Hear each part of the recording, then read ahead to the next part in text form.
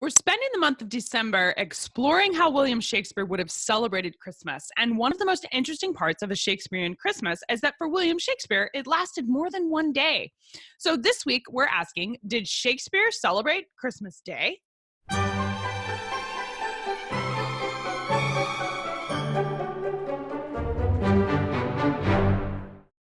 For William Shakespeare, Christmas wasn't just a single day event, which is part of the reason modern Christmas celebrations are called the holiday season because it lasts more than one day. For Shakespeare, it started on Christmas Eve and it would go all the way to Epiphany, which would be January 6th. And so the night of Epiphany was 12th night, similar to Shakespeare's play called Twelfth Night, okay?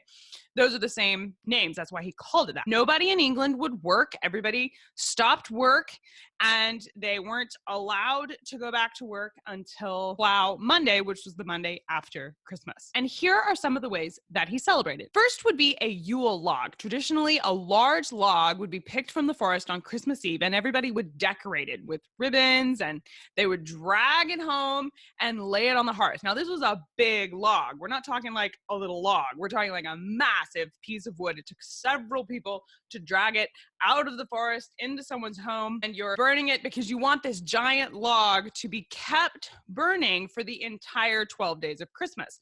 And so the Yule log was for the Yuletide season, and traditionally you would want to use a piece of the charred wood to light next year's Yule log. Carols! Now we think of the singing of carols as a traditional Christmas thing, but for William Shakespeare it was actually a song and dance. More dance than song. In French, carol is to dance with a song. And at some point over the years, the dance part disappeared and now everybody just sings. But the idea was that you were telling of the coming of the nativity. Earliest recorded published collection of carols is by Wynkyn de Worde, which includes the Boar's Head Carol. It was published in 1521. Looking at history as a whole, it's really kind of interesting to think of Shakespeare celebrating this because just a few years later, the Puritans would come through and carols was one of the things that they outlawed as being too pagan. And so Shakespeare would have massive amounts of carols during his lifetime celebrating Christmas, but then just a few years after his death, they were gone completely. They would later be resurrected and brought back into England by Queen Victoria. Mince pies. One popular Shakespeare Christmas tradition was the eating of mince pies. People would go around to each other's homes, and this is one of the delights that they would enjoy. A traditional mince pie is made of 13 ingredients to mark Jesus and his 12 disciples, and it would be mixed in with mutton when people made it as a nod to the shepherds. Turkey. This English tradition is really amazing to me because apparently Henry VIII was one of the first people in England to eat turkey at all because it was in the mid-1500s that turkeys made their entrance into England society, but they very quickly became a popular food for Christmas in particular, and it's one of the traditions that's still enjoyed today.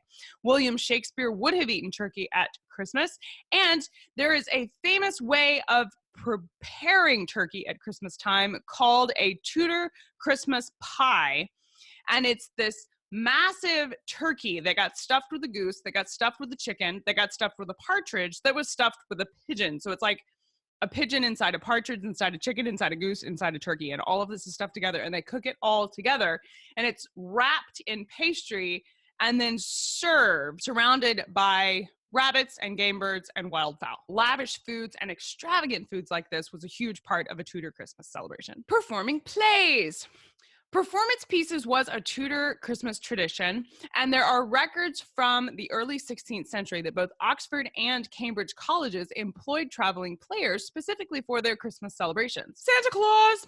Well, okay, so he wasn't called Santa Claus for William Shakespeare, but there was an established Father Christmas legend that existed during Shakespeare's lifetime. The Saxons celebrated this as the King of Winter. Originally, this time period was marking a celebration of the winter solstice, but as it came to be Christianized and came to be celebrated as the birth of Jesus, Father Time came to replace the King of Winter, who would then go on to be known as the Yule Father because he was in winter, and that spread over into Father Christmas and then eventually Santa Claus. Wassail!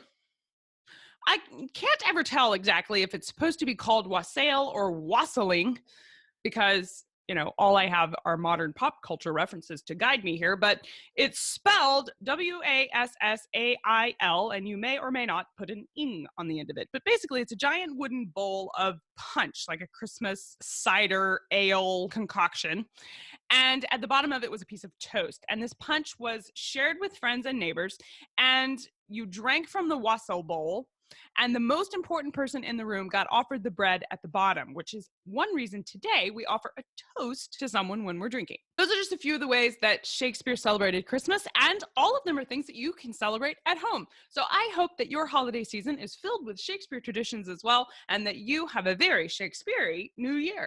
That's it for this week here at Did Shakespeare. My name is Cassidy Cash, that's Shakespeare Girl, and I hope you learned something new about the Bard. Don't forget to sign up for our amazing trip next year. We're going to be going to England, and I would like for you to come with us. If you've ever wanted to go to England or you need a reason to go again, this trip is going to be the ultimate Shakespeare trip of a lifetime. We've crammed all of the Shakespeare history we could literally fit into one trip, all into this one. You're going to see some amazing sights and get to go on some exclusive tours only available to groups.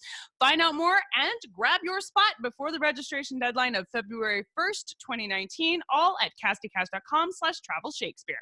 I'll see you next week. Bye-bye.